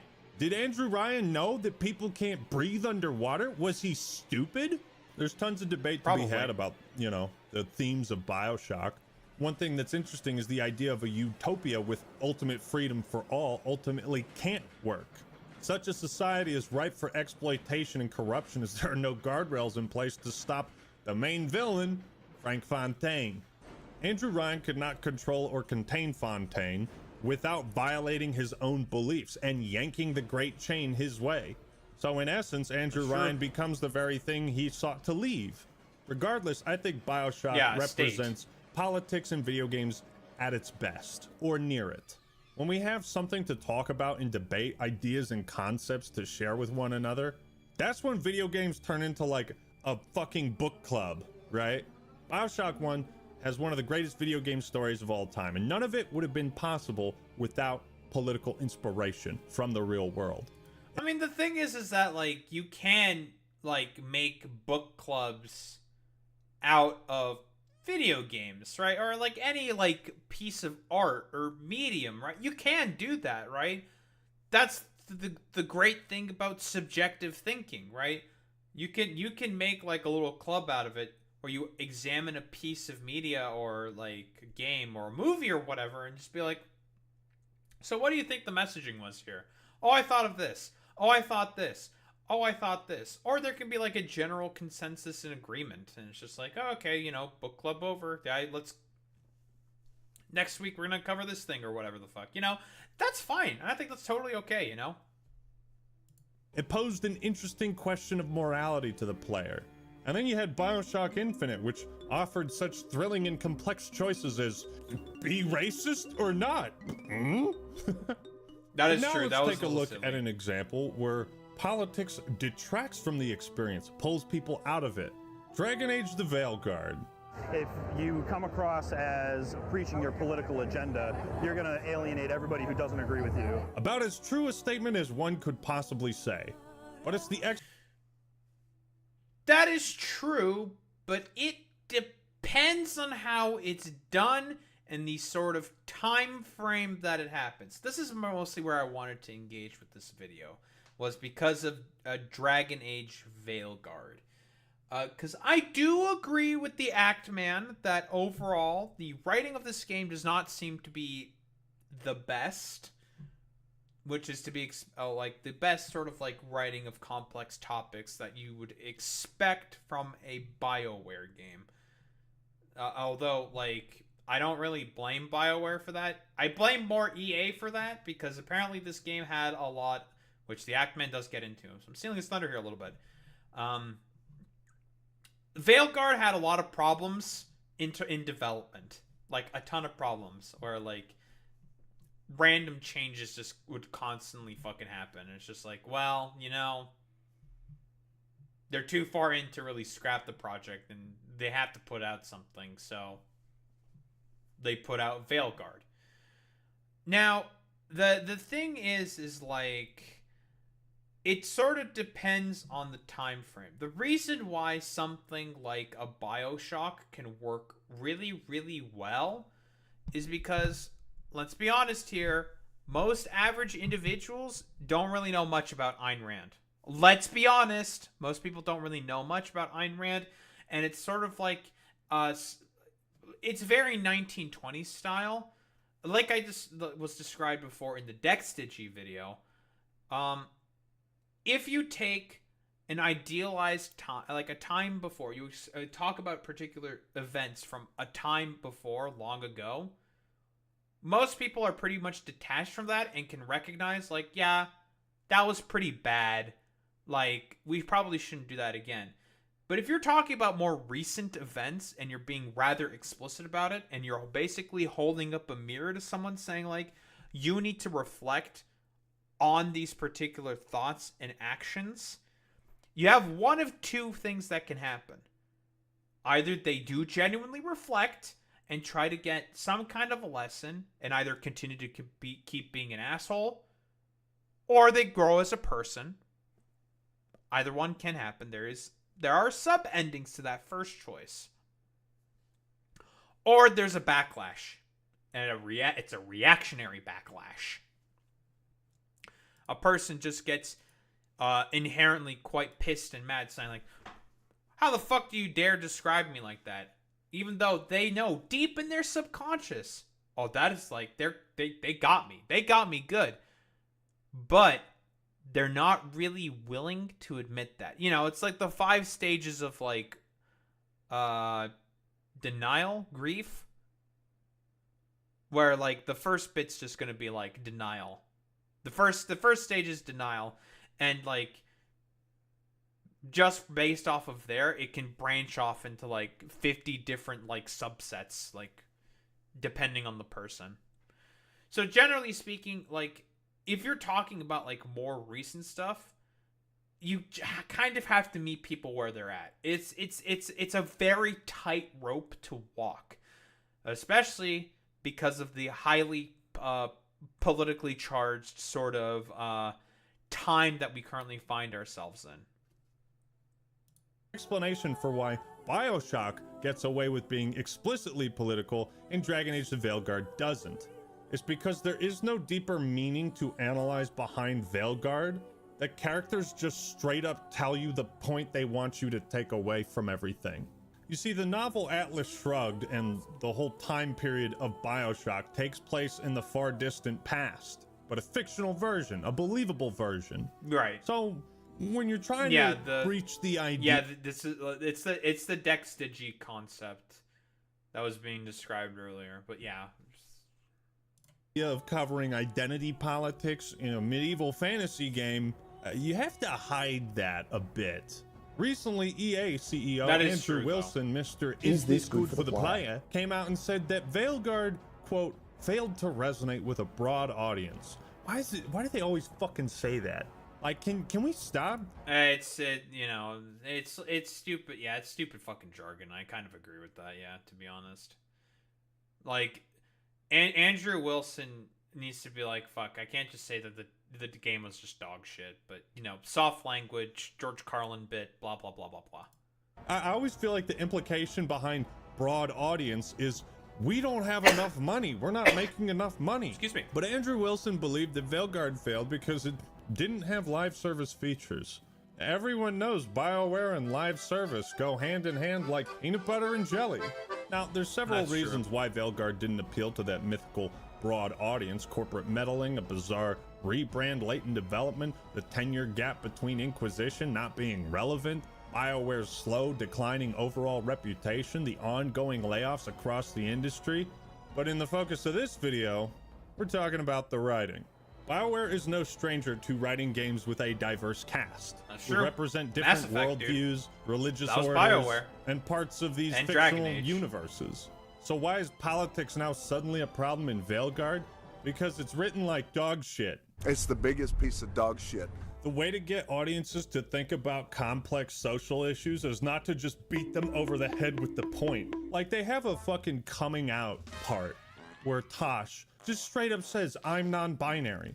You'd think being part of some fictional fantastical race known as the Kunari who... Yeah, I do kind of have to say that, like, if I were to, if a game were to do something like that, I'd be like, this is rather gauche. Like, this is just, it's lacking. This is pretty bad. I would probably think, like, yeah, something went wrong here with the writing. I'll be honest. This is like lacking some form of like panache, and it's just rather gauche. Just very poorly executed. Because it's like, because what Actman is saying here is obvious. Like, it's like the problem isn't the existence of the non-binary character. That's not the problem. The problem is like you're just doing this as like, it's like, yeah, look at our non-binary character. It's just like it's gauche. It's just ugh. It's condescending, TBH. It can be, yeah. And that was also a criticism, for example, that Dex Gigi also had of Wolfenstein, of the portrayal of the Black Liberation Army within Wolfenstein 2. Where it's like, yeah, a lot of lefties can look at the portrayal of this and see it as like rather wanting. And I'm like, yeah, probably. And I think there's a broad reasoning for as to why it would be seen as wanting. It's because of a lot of the tensions that federal agencies had with the Black Panther Party in the 60s. Let's just put it that way. Speak a different language, that they would have some kind of different foreign term for that, but no, just straight up non-binary. Oh, that's what they're going for. That's what they're doing. Yeah, I don't think it's like the problem is the existence of the term within their language. Maybe that's just how it is or whatever. But yeah, it seems rather shoehorned in. Like, it's just not good. It's just bad writing. It's just bad. It's clear what the goal of the writers are, and there's nothing for us to interpret about it. It's so ham-fisted, right? And in Dragon Age Origins, like, that you is can kill every single one of your companions. Every single one. You hate one of them, tell them to fuck off. But in Veilguard, party members are like unanimous in agreement that, whoa, hey, guys, don't be transphobic. Being transphobic is part of the problem. When really it should be up to the player's choice if they want to recruit this companion and how they want to treat them. That is true. So, like, this is where I'm kind of saying that, like, you know, you can immediately come out and say, like, yeah, technically speaking, it's like, you can just be, like, an asshole if you want to just be an asshole. I'm going to think like you're an asshole. But, I mean, if you want to be the asshole, you can be the asshole. I'm going to think there's something wrong with you, but that's, like, fine, right? You could do that. It's like, why, for example, what's like the percentage of Paragon runs versus Renegade runs in like Mass Effect? It's like ridiculous, right? Because most people, like, generally speaking, are just fundamentally good people. Like, if we were really talking about fundamental root level, most people generally think they are good, and not a lot of people be evil. There's exceptions, obviously, like, you know, fucking Hitler. There you go, evil. Easy. Stalin. Yeah, he's pretty evil too. Crazy. Who would have thought those guys would be evil? You know? There's like very obvious like examples you can just point to. And most people just generally are like good people fundamentally and don't really want much trouble for themselves. So they're not going to be evil as like a result. I would say that like describes most normal people. There's like a saying, there's like a thing you could say, like, I mean, it is a video game. If you want to just be like a complete fucking asshole, that's fine or whatever. I'm gonna like think certain things about you. Be like, wow, you're a fucking asshole. Unless you're like intending to be like, well, I just wanted to see what happens if I was the asshole. And it's like, oh, okay. I mean, that's fine. You know, it's a video game. Whatever. You can do that sort of like hypothetical sort of engagement if you want. Which is why I found it interesting. Like, because this is like a thing very, very specifically with Undertale fans, right? If you do like a genocide run and you just want to murder everybody, you know, a lot of Undertale fans would be really fucking pissed with you. Be like, what the fuck is wrong with you? Jesus, man, you're a monster. And I mean, by all accounts, they're not wrong when they're calling you a monster. This is true. You are a monster if you're just, you know, being a genocidal maniac and you're just killing everybody. But like, you know, there's a reason why the option exists. If you just want to be an asshole, you can be an asshole. That's whatever. People might think that certain things about you, be like, wow, you're a fucking asshole. But I mean, you know, you can like explain. It's like, I just wanted to see like what the option was. I just wanted to see what would happen. It's like, oh, okay. I mean, that's fine. But for a lot of people, that's just not the case. And sometimes some people, they're just fucking assholes. But I do kind of agree, you know, like not having the option to make those choices is kind of cringe. Because, you know, if you want to be an asshole, you should have the choice of whether or not you want to be an asshole. Does this kind of make sense? I think it makes sense. In RPGs where you recruit a group of companions, there should always be at least one racist. Give me some fucking drama. People in the real world have... Yeah, like, it's not the most elegantly, like, made point, but I overall agree with that point. It's not perfectly made, but it's pretty well made. I mean, that kind of sounds like I'm speaking out of both sides of my mouth. I guess, like, well, mostly what I mean by it's not, like, perfectly, the perfectly made point, but, like, you know, you want some drama, there's got to be one fucking asshole in there if you want to make, like, a good piece of media.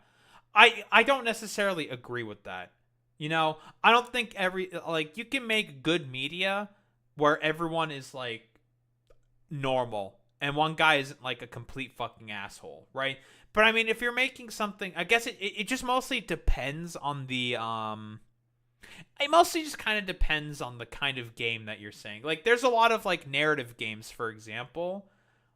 You know, like, those kinds of games where you're just, like, an individual guy, and you're just, like, swimming around in this, like, world, or going around in this world, and, like, the world tells the story in of itself.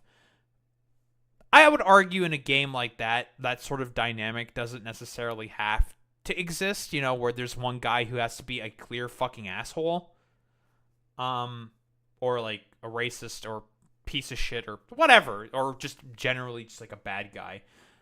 There's games like that that can exist, but I don't think like Axeman is 100% necessarily like talking about that. But no, I do overall agree with this point. Like, if you want to have, like, if you're talking about, like, a game with, like, that's supposed to have, like, deep messaging on, I don't know, particular, like, social topics or whatever, it is good to also write a character in that universe, in that game, where they're just a complete fucking asshole. Have racial tensions, and therefore, why would the same not apply to a fictional fantasy realm?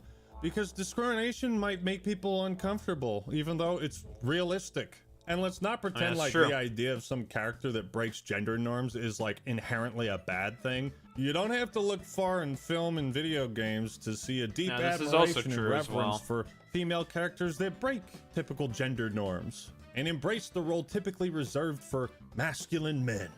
If your goal is to tackle identity politics and inclusion in video games, or really any issue for that matter, then as Kreia said, then you will need the contrast. You will need characters who despise this person's identity and what they stand for, and this you, the player, should be given options to talk shit to them, as opposed to every single party member in complete agreement that, hey, discrimination is bad.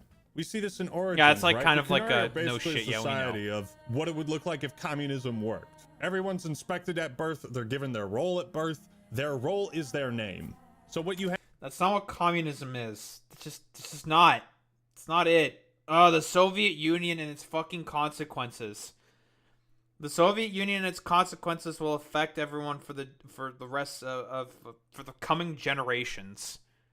Have in Origins is this clashing of beliefs and cultures. Sten comes from the Kunari, where women are artisans and merchants, not warriors. But every female companion can talk to Sten about this, and they don't. Here's the thing with this is like this sort of exact same like dichotomy can also existed like back in like the 50s, you know, like women are like, this isn't like, I don't think just synonymous with only like communism. I would say that this is like sort of synonymous just with like general broader patriarchal society, like putting you know sort of stigmatisms and like gendered sort of roles upon people, you know, well, based on gender presentation, right? I don't think this isn't just a communist thing. I disagree with that, because again, like here's an example that directly contradicts what Actman is saying here. My parents were a part of the Warsaw Pact in Romania. They were went to university. You know, they were the ones that were basically selected to be in the engineering school. They were sent to the engineering program to the particular university that had, you know, that specific program. They didn't get a choice in what like university they got to go to. They did the prerequisite courses and everything to become engineers, and they went to that particular school for that schooling. They didn't get a choice into like sort of what department they wanted to go to, what university. The society there said that, you know, the society there said like, you're going to go there, you're going here, that is the particular place that where you're going to be going. Period. End of story. What's more just being described here, I think this is patriarchal norms in comparison to communism, right? Because engineering, I would say, would probably sort of fall under the category of that's a man's job, right? But my mother was an engineer. She went to school for engineering. She is an engineer now, right? So I don't agree that 100% that this is just a communism thing. I don't agree with that. Just say, wow, Sten, you're sexist. No, they say I can fucking fend for myself.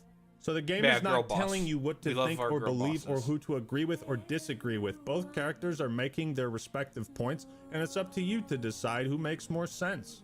That's how it should be. But if this were Veilguard, they would just accost Sten and be like, pull above, you did a sexism. So now I want to talk about the trick to writing politics in video games, because it is a magic trick, and there's no better source to go to than Chris Avellone, one of the main writers for two of my favorite games of all time, Knights of the Old Republic 2, Fallout New Vegas, and several others. This is what he said in an article titled, Can Stories Be Apolitical? He says, quote, they may become political as societal norms change, but I believe it's possible to do apolitical games. I also don't condemn developers who want to do political games or make a statement. I think a game is served better by asking a question, Here's the thing, yeah, like, I don't 100% disagree with the first part of the statement that Chris Avellone is making here. The problem is if you're making a particular medium, right? You're making a piece of media, a piece of art, or whatever. There's always going to be someone who will make a particular interpretation of that, right? Like, again, this is a topic that I've been constantly harping on, right? Is subjectivity. You can't really stop someone from like making a particular interpretation of that piece of that media, even though it's intended to be apolitical. Pokemon is an apolitical game. That hasn't stopped a lot of people from making political inferences from, you know, the sort of construction and world building, a lot of the characters, the certain lines that are said in the game, the beliefs and the ideologies of the enemy teams and stuff like that, and a lot of like sort of broader sort of interpretations of the world itself, and topics that can be thought about in particular interactions that they have with NPCs. Like, you're just like, huh, well, that's an interesting thing of you to say there. I wonder why you're saying that. And like, you know, you can find the videos out there about like, what do the enemy teams think? I've already gone over before, like, you know, Aquamagma, eco-terrorists. Cyrus is a depressed fucking doomer who just wants to kill everybody and start the world over again. Getsus is a monarchist. Lysander is quite literally a Nazi. He talks about how he wants to wipe away all the impurities of the world and make it beautiful once again. Like, he is quite literally for ethnic cleansing. And those are like obvious like Pokemon is an obvious apolitical game, but there are things that you can like look into it. But I mean, I guess Chris Avalon also does leave himself a sort of out by saying, but then leaving the answer to the player. Like that's why I say it's like basically impossible to make like any apolitical game, because anyone can glean anything from anything, right? You can glean something from an apolitical game to talk about it. Like, it just depends on how that person thinks. Provide a range of perspectives on the question, but then leaving the answer to the player. I try to frame any politics into parameters of the world, the lore, and the franchise. This is what Veilguard does not do. It frames it within the context of our modern real society, not that of Dragon Age. Yeah, exactly. Chris goes on to say, like the overall, yet again, the point about the Dexdigi video with Wolfenstein, where if you hold up the mirror to the person and directly sort of like say like, here's the very obvious thing about like the recent topic du jour or whatever. Okay, here you go. Generally speaking, a lot of people are just going to have a backlash to that, or they may reflect on it. Generally, it's going to be a backlash. If it's like something that's far off into the future in the past, and it's just like kind of detached, and people broadly speaking have an understanding like, yeah, that's probably a bad thing, or it can also like spur thought about like what the future could potentially hold, you know. The reason I take this approach is because I view games as entertainment. If you're purposely pushing an agenda or point of view in your game, especially a real-world one that's clearly divorced from the game world, and you're dictating that perspective as correct versus asking a question or examining the perspective more broadly, then it's left the gaming realm and the game has become a pulpit. Here's the thing. You can actually do that, though. But it's a very fine line to walk. Disco Elysium, I think, does that more or less perfectly without becoming a sort of pulpit. But I think, like, Disco Elysium is kind of like a one-of-a-kind game, to be honest. Like, let me see that quote again. The reason I take this approach is because I view games as entertainment. If you're purposely pushing an agenda or point of view in your game, which Disco Elysium does do quite evidently and very clearly, especially a real-world one that's clearly divorced from the game world, that becomes like sort of subjective in of itself. But I can understand what's like sort of being said here. Like, I do think that this really I do think that's really because of like Veilguard, because I do think that Veilguard does not do a very good job at this. You know, you were dictating that perspective as correct versus asking a question or examining the perspective more broadly. The thing is like, God, there's a lot of different endings of like Disco Elysium depending on the scenarios, right? Like literally, we all know about like Measurehead. You are debating like race science with someone who's clearly incredibly intelligent, but they're spewing like complete bunk. You know, maybe Disco Elysium doesn't 100% really engage with it, but I think this is probably like the sort of like I think that's probably the game that sort of straddles that line the most. Left the gaming realm and the game has become a pulp. everything is just so enraged these days. People are frustrated beyond belief. Yeah, well, you know, consequences of our current socioeconomic, like, consequences of our sort of like socioeconomic sort of position withstanding, right? A pulpit being a raised platform or lectern from which a preacher delivers a sermon. I think a game, especially a role-playing game, can have considerable amount to say by examining what the player brings to the equation and players asking themselves what kind of character and what kind of player they are when confronted with a situation that's not clearly black and white. That is the magic trick of writing politics in video games. It is maintaining the illusion that the player doesn't know what the writers think or believe, that you're not being dragged to what the writers think is the correct position to have. And no game does this better than our last example, Fallout New Vegas. When it comes to writing politics in video games, this is the king. Think about this. New Vegas is written... I'm very curious what the Actman thinks about Disco Elysium. I'm very curious, to be honest. So fucking well. You can be convinced to support slavery and genocide as morally virtuous. God, I love New Vegas. Oh. You can! Smell that air! Wacky, dude. So, the premise of New Vegas is that nuclear warfare has devastated the world. But Las Vegas has remained as one of the major strongholds that represents a society that has lived above anarchy. Problem is, multiple factions seek power, leadership, and rule of the game's central hub, the New Vegas Strip. The main quest of the protagonist, the Courier, you, revolves around which political regime you decide to help and install as the new superpower of Vegas. And it's up to the various NPCs and leaders to convince each individual player that, NCR is the best choice. No, Caesar's Legion will be the strongest, but Mr. House is already familiar. Fuck it, let's choose anarchy. That's why this game works so well. Just murder people. Because, Fuck it. You can do that. Obviously, slavery's bad.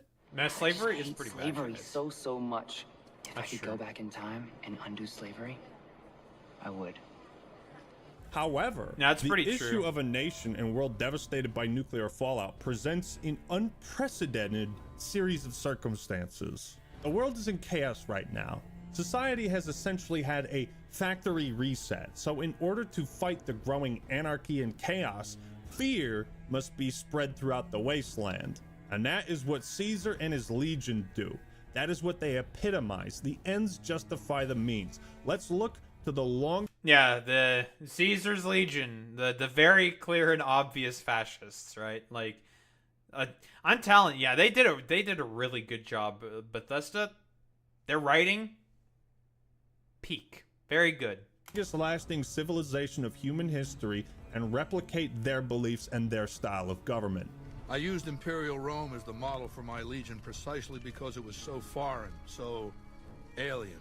In Rome, I found a template for a society equal to the challenges of the post-apocalyptic world, a society that could and would survive. Here's the problem with that. Like, I see an immediate flaw there, because Rome did not really cope well with a lot of these sort of post-apocalyptic, like, crises that they had. Like, they ended up winning a lot of the time because they got kind of lucky. And they adapted at the perfect moment of time, right? That's, like, the funniest thing. Like, I mean, that's, like, the parody in of itself. Like, it was sort of coming into display with, like, Fallout New Vegas, right? Because Rome essentially collapsed in on itself because it was just too big. It was unsustainable. Imperial Rome, that is. And by Imperial Rome, they would have been the Roman Empire by that time. And it was too big, and it just completely collapsed in on itself. So it's just like, are they really a great system? I don't know about that. Also, wouldn't a better example be the British Empire? I guess they weren't the longest lasting.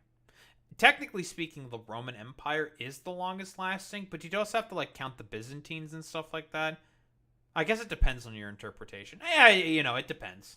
In pretty much any other fictional universe, the Legion would be seen as the obvious villains.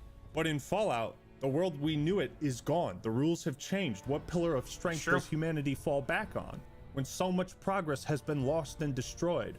So reverting back to the beliefs and governance of the longest lasting civilization in human history, it's not a moral decision, it's a pragmatic one. Unite the people through force and fear, abolish the anarchy and chaos, and then we can worry about human rights, maybe. Hey, 40K? Any 40K enthusiasts in the chat? Any 40K enthusiasts? Because that's literally how the Emperor of Mankind thought, right? Like, I'm going to go on a crusade in the galaxy, we're going to build our empire, and then I will figure out the rest from there. Make sure we get rid of chaos, blah, blah, blah, shit like that, you know? Until now, every tribe I've conquered has been so backwards and stunted. Enslavement has been a gift bestowed upon them. It's just fucking My crazy to conquest say. of the Mojave will be a glorious triumph, marking the transition of the Legion from a basically nomadic tribe to a genuine empire. Throughout the game, you'll meet NPCs who give their reasoning for why you should support one faction over the other, and vice versa. By going with Mr. House, you're sticking with the status quo. A man who has the most experience governing this area in this time, but you're also embracing a man who's unwilling to change his mind. An ancient, old, withering tycoon far removed from the daily struggles of the everyday common man. Is this guy really the best choice?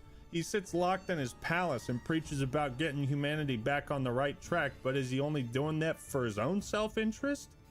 More than likely. Like, Mr. House is, like, sort of like the libertarian choice, right? He is the great man on the top, you know, who owns all of the main sort of like capital centers that exist within New Vegas and stuff. The strip itself, it's very profitable, for example. That's like the sort of Ayn Randian choice, basically. But yeah, this Caesar's Legion, they're the fascists. The libertarian choice would be Mr. House. Is he shrugging Atlas? Then what Choosing else? Mr. But yeah, House is the shrugging choice Atlas, of an you know. autocrat, the worst kind, one who can live forever with the power of technology that he hoards for himself and defend any attack on his body with robots. Big Brother is He's got a always lot of robots. Mr. House is always And yes, watching. he is an autocrat. That being said, he knows New Vegas. That's why you can never have like a sort of, you know, like perfect libertarian society. It'll always like devolve into like some autocratic system, because eventually one guy is going to be the one who owns all the capital, and he'll be the one with all the power, right? It just depends on who's willing to be the most sycophantic in order to get at those like sort of lines of power, right? Vegas better than anyone, and his robot army is certainly capable of establishing peace and order through threat of force. Lastly, the NCR is the I have hope and faith in democracy choice. A noble, relatable goal on the surface, but as time passes, kind of you like start to your see average all of the liberals. inefficiencies of the NCR. How quickly they're also willing to annihilate opposing factions without a second thought. Wait, what? You want me to kill the entire Brotherhood of democracy Steel? kind of idea. By choosing the NCR, are you choosing something that is in the process of failing? Are you just foolishly clinging on to hope that the ways of the old world can work out here in the wasteland? Oh. If I recall correctly, the canonical choice of Fallout New Vegas was the NCR, right? That's technically speaking the like actual canonical ending, right? I was about to say like a correct ending. Like with like games like this, it's all about interpretation, right? Like what you think. You know, broadly speaking, I like to believe in the idealized forms of like democracy, you know, civic participation, engagement, shit like that. I know that these guys are the ones who I'm pretty sure are the sort of canonical like ending and choice that happens with New Vegas. It is the NCR that ends up winning. But you know, at the battle, what is it? Battle of Hoover Dam, I think. That's like the meme. All questions for you to But yeah. figure out. But New Vegas is the premier example of politics done right in video games, especially Were there in only 3 RPGs, factions? because we can freely another discuss and debate the morality of our choices with. I know there's like also the Institute, but I don't know if that's like those guys are like techno-fascists. Like they're crazy basically. Innovation for like innovation's sake, but like for their own purposes and ends kind of a deal. I think I might be thinking of a different game. Within the context of the game, I think it's important, especially for RPGs, and it would have made Veilguard better if the game lets you be a piece of shit. That's fun. Shut up, bitch. Stop preaching morality to me. I'm role-playing as a dickhead. Each faction in New Vegas struggles in different ways that match the flaws of their ideology, and it really comes down to what each individual player responds and is receptive to. Boomers. Do you trust in the status quo? Have faith that democracy will work? Or say fuck all that noise? Like any form of media, sure, you could just politics kill are an everyone. integral part of video games. But nobody wants politics to be an integral part of every video game. You can find deeper meaning if you look for it, but thank you, Nintendo, for letting me wash goop off the walls without preaching to me about the negative effects of climate change. Yes, thank you, Fallout New That's true. Vegas, for letting me roleplay as a terrible person. I don't honestly know. Is like climate change like a sort of motif with Mario Sunshine?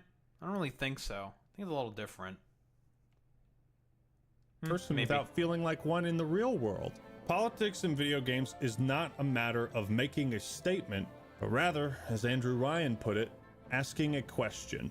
So, is all art political? No. Art is what you make of it.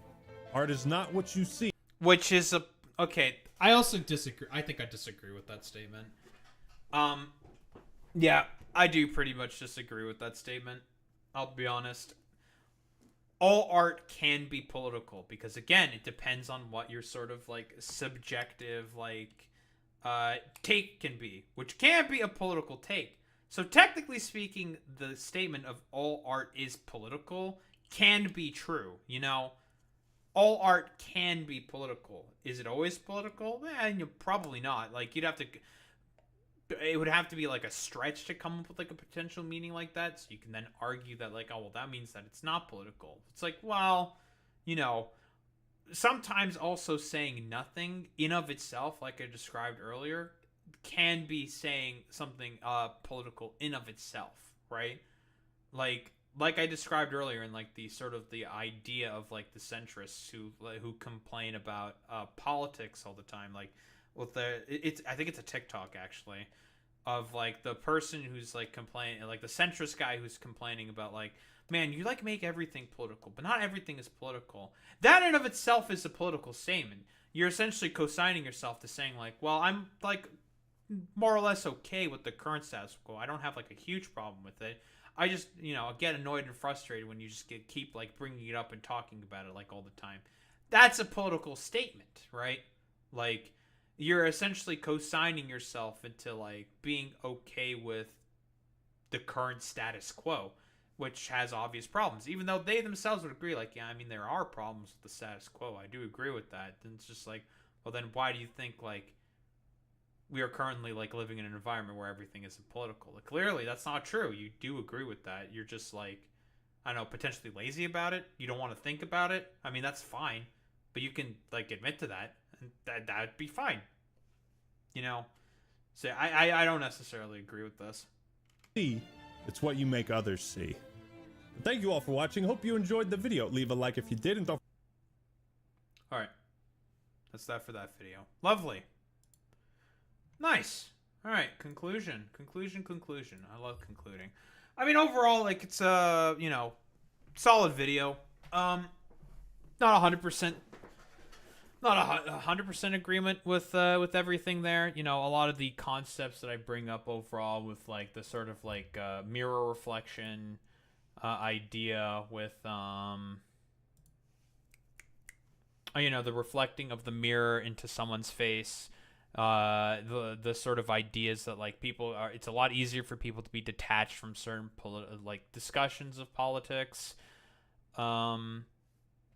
with the discussions of politics because, you know, it happened so long ago or whatever, so it's like you're a lot more sort of detached from that sort of situation. There's also the idea that God, what was I saying? I guess I'm also making a lot of fun of Ayn Rand and like a lot of other like sort of political ideologies that a lot of people believe in. Oh, also like how yeah, the definition of communism that the Actman is operating under is it is a flawed one. It's not the actual definition of communism, but overall like the points of the video are quite good. You know, just some quibbles about like you know, the definition of communism that he's operating under, and the sort of like the reflection of like of people's ideology to themselves, you know, causing like reactionary backlash or genuine reflection. Generally not genuine reflection. It's mostly just gonna be backlash because, again, thanks to the commodification of social media and media broadly speaking, it's a lot more efficacious and profitable to make to make like rage baity sort of outrageous stuff in order to get like more people to buy a particular product. And I think that's like probably the biggest problem why a lot of like recent media suffers more and more nowadays, at least, is it's because of the profit motive. If I were to point to something in particular, the problem is the fact that everything has to be commodified. Oh yeah, and also like shitting on Ayn Rand, which is always good to do. That's really all I got to say about that. Yeah, I can't really think of anything else. But overall, it was a good video though. Good ideas to engage with.